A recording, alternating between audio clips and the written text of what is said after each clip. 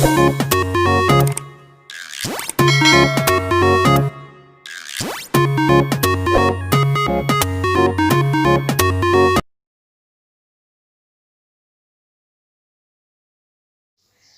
Students, आशा करती हूँ कि आप सारे लोग बहुत अच्छे होंगे और सारे ही अपने घरों में एकदम से सुरक्षित होंगे। वेलकम टू किरण आदि शिक्षा, जहाँ पर हम आज स्टडी करने जा रहे हैं एनसीईआरटी क्लास 9 का chapter number 15 which is the last chapter of the book. तो इसको हम आज करेंगे, जिसका नाम है प्रोबेबिलिटी। ये चैप्टर 8th में भी आपने पढ़ा था, 9th में भी आप पढ़ेंगे, आगे 10th में भी आपने पढ़ना है। तो कुछ कंसेप्ट तो आपका 8th में क्लियर होगा, लेकिन फिर भी हम इसके बेसिक्स को पढ़ेंगे और आज हम इसके बारे में बात करेंगे। और इससे पहले मैं बहुत सारे चैप्टर्स पढ़ा चुकी हूँ, तो अगर आपने प्रीवियस वीडियोस नहीं देखी हैं तो फिर आप फटाफट से जाके चैनल को सब्सक्राइब कीजिए। वहाँ पर 9th क्लास की एक प्लेलिस्ट मैंने बनाई हुई है, उसमें मेरे पढ़ाए हुए सारे प्रीवियस चैप्टर्स की वीडियोस आपको मिल जाएंगी, जिससे कि आप घर बैठे लॉकडाउन में आराम से अपनी मैथ्स के स्टडीज़ को इत्मीनान के साथ, शांति के साथ कंटिन्यू रख सकते हैं, अपने एग्जाम की प्रैक्टिस कर सकते हैं। साथ ही साथ 6 to 10 के लिए सारी क्लासेस की वीडियोस वहाँ पर उपलब्ध हैं, तो आपके छोटे बड़े भाई बहन, आपके दोस्त, आपके रिश्तेदार भी इसका बिल्कुल फ्री मुफ्त फ़ायदा ले सकते हैं। तो आप इस लॉकडाउन पीरियड में उनको शेयर करके जो है उनकी हेल्प कर सकते हैं, जिससे कि उनको फ़ायदा मिल सके। हम शुरू करते हैं। देखिए, प्रोबेबिलिटी को अगर हमें ईजीली समझना है तो हम इसको पॉसिबिलिटी कह सकते हैं। ठीक है, पॉसिबिलिटी। ठीक है, पॉसिबिलिटी का मतलब क्या होता है? संभावना। क्या मतलब होता है? संभावना कि कोई चीज कितनी पॉसिबल है। ठीक है, कितनी पॉसिबल है। पॉसिबिलिटी हमेशा 100% नहीं होती है। ठीक है, हमेशा 100% पॉसिबिलिटी हो ऐसा नहीं होता है। तो जैसे हम कहते हैं ना, यार 50% ये ज़रूर हो जाएगा। ठीक है, या 25% चांसेस है, या 10% चांसेस है, या 5% चांसेस है। तो यही होती है प्रोबेबिलिटी किसी भी इवेंट के। यहाँ पर इवेंट वर्ड यूज होगा। इवेंट माने घटना। ठीक है, घटना, किसी भी इवेंट के अकरेंस या नॉन अकरेंस, होने या ना होने की जो संभावना होती है, उसी को हम क्या कहते हैं? प्रोबेबिलिटी कहते हैं। तो एक वर्ड यहाँ पर आएगा इवेंट, एक यहाँ पर आएगा फेवरेबल आउटकम्स। फेवरेबल आउटकम्स, ठीक है, फेवरेबल आउटकम्स भी आ सकता है। ठीक है, और या फिर यहाँ पर ट्रायल्स वर्ड भी आ सकता है। ट्रायल्स एक ही बात है। ठीक है, फेवरेबल आउटकम्स, और एक आएगा टोटल आउटकम्स। अभी मैं बताऊंगी इसका मतलब क्या होगा, टोटल आउटकम्स। ठीक है, जब हम कुछ ट्रायल करते हैं, जब हम कोई ट्रायल करते हैं तो कुछ आउटकम्स आते हैं। ठीक है, उस ट्रायल में जो हम चाहते हैं, जो हमारी इच्छा है, जो हमारा पार्ट है, अगर उसी तरीके के कुछ ट्रायल्स आ जाते हैं तो वो हमारे फेवरेबल आउटकम्स कहलाते हैं। और जो टोटल ट्रायल्स होते हैं उसको कहते हैं टोटल, जो टोटल आउटकम्स आते हैं उनको कहते हैं टोटल ट्रायल्स या टोटल आउटकम्स। कैसे? इसको एक एग्जाम्पल से हम समझ लेते हैं। ठीक है, जैसे मैं एक अगर आपने देखा होगा, क्रिकेट मैच देखने के आप शौकीन हैं, तो आपने देखा होगा कि वहाँ पर दो जो कैप्टन्स होते हैं उनके बीच में एक टॉस किया जाता है, जिसमें एक सिक्का उछाला जाता है। तो उन दोनों से उसकी चॉइस पूछी जाती है। अब एक की चॉइस है हेड और एक की चॉइस है टेल होगी ऑब्वियसली। ठीक है, दोनों हेड या दोनों टेल तो चॉइस नहीं कर सकते। तो मान लिया हमने एक कॉइन को टॉस किया, जिसमें कि एक ने कहा कि मुझे हेड चाहिए और एक ने कहा कि मुझे टेल चाहिए। अब हमने एक ही सिक्का टॉस किया, तो देखो, पहली बात तो हमें ये पता होना चाहिए कि टोटल आउटकम्स होते कितने हैं। ठीक है, तो टोटल आउटकम, जब हम कोई सिक्का उछालते हैं तो ध्यान ये रखना है कि उसमें जितने फेसेस होते हैं, सिक्के के 2 फेसेस होते हैं, एक साइड हेड होता है, एक साइड टेल। तो सिक्का उछालने पर जो हमेशा टोटल आउटकम्स कितने आएंगे, ये आप कैसे पता करेंगे? उसका फॉर्मूला होता है 2 की पावर n। n क्या होता है? यहाँ पे नंबर ऑफ ट्रायल्स, मतलब 2 सिक्का हमने एक बार उछाला तो यानी कि टोटल आउटकम्स 2 ही आएंगे। ठीक है, 2 raised to power 1 यानी कि 2, यानी कि एक या तो हेड आएगा या टेल आएगा। मतलब संभावना क्या है? आइदर हेड आ सकता है और टेल आ सकता है। तो हम टोटल आउटकम्स देखेंगे, या तो हेड आएगा या टेल आएगा।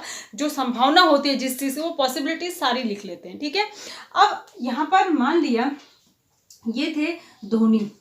ठीक है, ये जो है धोनी थे और ये किसी दूसरी टीम के कैप्टन थे। अब धोनी ने जो है हेड चॉइस किया कि हेड आएगा, हेड मुझे चाहिए। तो अब हम ये कहेंगे कि धोनी के जीतने की जो है प्रोबेबिलिटी कितनी है। तो जो प्रोबेबिलिटी ऑफ इवेंट होता है उसको PE से डिनोट करते हैं। तो वो क्या होता है?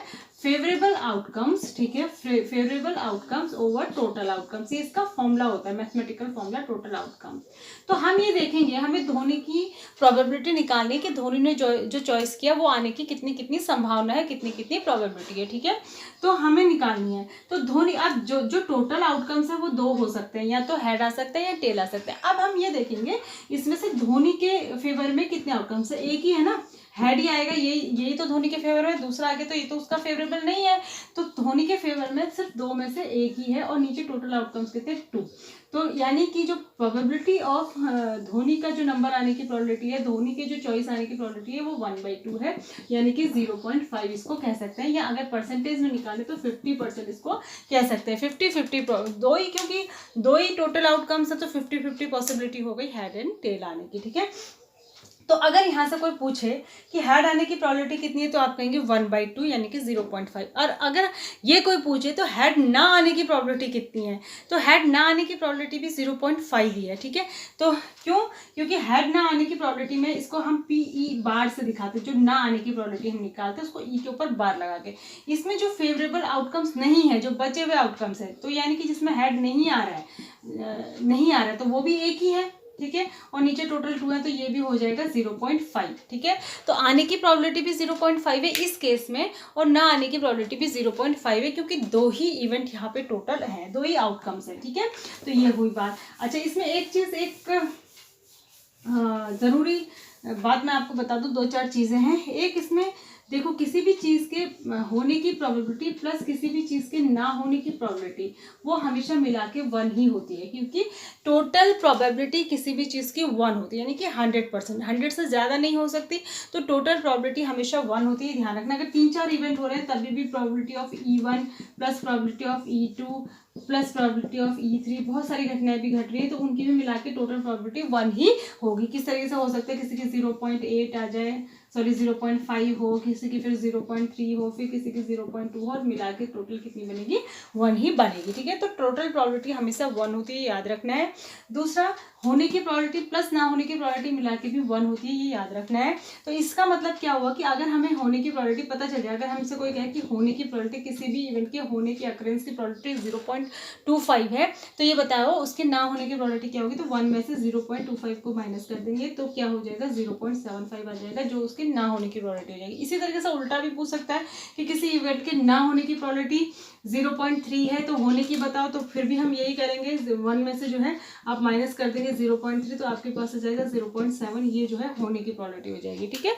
तो इस तरीके से तीसरी बात, तो आपको ये पता चल गया कि किसी इवेंट की टोटल प्रोबेबिलिटी भी 1 होती है, ठीक है, दो टोटल प्रोबेबिलिटी मिला के हमेशा 1 से ऊपर नहीं जा सकती। दूसरा, होने और ना होने की प्रोबेबिलिटी मिला के भी 1 होती है, तो अगर हमें होने की प्रोबेबिलिटी पता है तो हम 1 से माइनस करके ना होने की निकाल सकते हैं, और ना होने की प्रोबेबिलिटी पता है तो 1 से माइनस करके होने की निकाल सकते हैं। दूसरा, प्रोबेबिलिटी कभी भी नेगेटिव नहीं होती है, ठीक है, प्रोबेबिलिटी कभी भी नेगेटिव नहीं हो सकती है, ठीक है, प्रोबेबिलिटी हमेशा पॉजिटिव ही होती है, नेगेटिव नहीं हो सकती, क्योंकि टोटल प्रोबेबिलिटी 1 होती है, तो नेगेटिव में नहीं जाएगी। दूसरा, एक होता है श्योर इवेंट, श्योर इवेंट, या फिर इसको सर्टेन इवेंट भी कहते हैं, ठीक है। जैसे अगर आपसे कहे कोई कि एक पेड़ से एप्पल गिरा, तो उसके ज़मीन पे गिरने की प्रोबेबिलिटी कितनी होगी, तो एप्पल अगर पेड़ से गिरेगा तो ज़मीन पर ही गिरेगा, आसमान में नहीं जाएगा, तो ये श्योर सर्टेन है कि वो जो है ज़मीन पर ही गिरेगा, दूसरी चीज़ हो ही नहीं सकती, तो उसको कहते हैं श्योर इवेंट, और वहाँ पर उसकी जो प्रोबेबिलिटी होती है 100% या फिर 1 होती है। तो जो श्योर या सर्टेन इवेंट होता है उसकी प्रोबेबिलिटी हमेशा 1 होती है, ध्यान रखना। जैसे अगर आपसे कहे कि सूरज के पूरब में निकलने की प्रोबेबिलिटी बताइए, तो सूरज हमेशा पूरब में ही निकलता है, कभी भी पश्चिम में नहीं निकल सकता, कभी भी वेस्ट में नहीं निकल सकता, ठीक है, कभी भी साउथ में नहीं निकल सकता, कभी नॉर्थ में नहीं, तो इसकी भी 100% श्योर इवेंट है, श्योर सर्टेन इवेंट है, इसकी प्रोबेबिलिटी भी 100% या 1 हो जाएगी, ठीक है।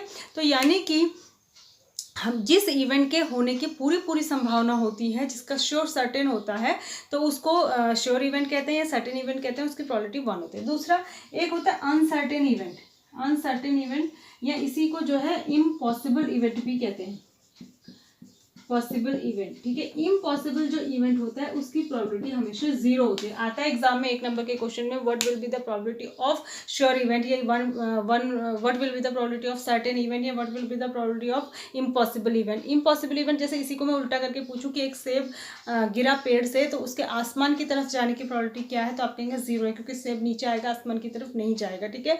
तो जो इम्पॉसिबल इवेंट होते हैं, जो घटना नहीं हो सकती, जो संभव ही नहीं है, उसकी जो प्रोबेबिलिटी होती है वो हमेशा 0 होती है। तो दो चीज़ याद रखना है, एक होता है श्योर इवेंट और एक होता है इम्पॉसिबल इवेंट। श्योर इवेंट की प्रोबेबिलिटी 1 और इम्पॉसिबल इवेंट की प्रोबेबिलिटी हमेशा क्या होती है, 0 होती है, ठीक है। तो ये कुछ बातें थी। अब इसका वीडियो लंबी हो रही है, मैं एक क्वेश्चन बता देती हूँ। इसका पहला क्वेश्चन हम कर लेते हैं, एक्सरसाइज नंबर 15.1 का। बाकी हम अगली वीडियो में डिस्कस करेंगे, बेसिक्स हमने आज डिस्कस कर लिए। तो इसमें ये कह रहा है, इन अ क्रिकेट मैच, अब देखो ये दो तरीके से हो सकता है। A batswoman hits a boundary 6 time out of 30 balls. एक बैट्सवुमन थी, उसने 30 बॉल्स खेली, ठीक है, और 30 बॉल्स में से उसने 6 बॉल्स में बाउंड्री लगाई, ठीक है, 6 बॉल्स में बाउंड्री लगाई। तो ये पूछ रहा है कि find the probability that she did not hit a boundary. तो उसके जो है बाउंड्री न लगाने की प्रोबेबिलिटी निकालनी है। तो ये 2012 में और 16 में 2 बार पूछा गया है। तो मैंने आपको बताया कि देखो प्रोबेबिलिटी ऑफ इवेंट, यहाँ पे हमको ई बार निकालना है। हम इसको दो तरीके से निकाल सकते हैं। प्रोबेबिलिटी ऑफ ई बार निकाले, पहले तो हम प्रोबेबिलिटी ऑफ ई निकालते हैं, जो घटना घटी, ठीक है, उसने बाउंड्री कितने में लगाया, फेवरेबल इवेंट्स की थी, ये फेवरेबल हो गए जितने में लगी, और ये टोटल आउटकम्स हो गए जितने टोटल थे। तो फेवरेबल आउटकम्स है 6 में बाउंड्री लगाई और टोटल है 30। तो इसकी प्रोबेबिलिटी क्या हो गई, 1/5। 1/5 का मतलब 0.2, मतलब बाउंड्री लगाने की प्रोबेबिलिटी तो 0.2 है। अब उसने लगाने की नहीं पूछी है, उसने ना लगाने की पूछी है। तो ना लगाने की आप कैसे निकाल सकते हैं, 1 में से लगाने वाली माइनस कर सकते हैं, मतलब पी प्रोबेबिलिटी ऑफ ई बार, घटना के ना होने की जो प्रोबेबिलिटी होगी वो होगी 1 माइनस प्रोबेबिलिटी ऑफ ई, क्योंकि probability of E plus E bar equals to 1 होता है। तो ये हो जाएगा 1 माइनस 0.2 यानी कि 0.8। ये तो हुआ इसको निकालने का एक तरीका। अब दूसरा, आप इसको ऐसे भी कर सकते थे। कुछ क्वेश्चन में हमको ये पता होता है, कुछ में नहीं पता होता है। जैसे उसने 30 बॉल खेली, 30 में से 6 में बाउंड्री लगाई, यानी कि बाउंड्री नहीं कितने में लगाई, 24 में नहीं बाउंड्री लगाई। तो ये जो 24 है ये क्या है, ये जो 24 है ये उसके फेवरेबल है, घटना के ना होने के फेवरेबल इवेंट्स है। तो हम ऐसा भी कर सकते थे 24/30, ठीक है, 24/30 भी आप कर सकते थे,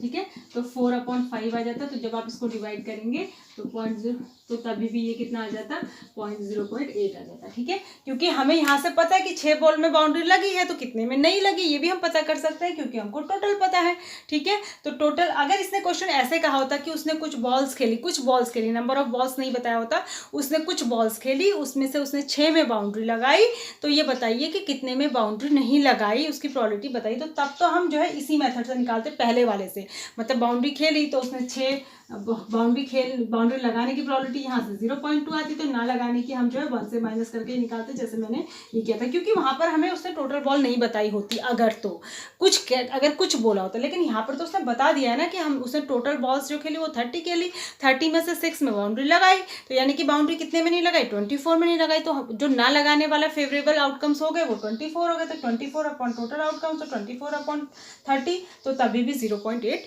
आ जाएगा। तो ये थे दोनों मेथड्स इस क्वेश्चन को करने में। आई होप कि आपको ये क्वेश्चन समझ में आया होगा, बहुत अच्छी तरीके से आया होगा। फिर भी अगर आपको नहीं आता है, कहीं पे कोई दिक्कत होती है, मैंने जितना कुछ भी आज आपके साथ डिस्कस किया उसमें कोई भी प्रॉब्लम होगी तो आप वीडियो पे कमेंट करके अपनी क्वेरीज को पूछ सकते हैं। तब तक के लिए अपना ध्यान रखें, सुरक्षित रहें। Thanks for watching, God bless you.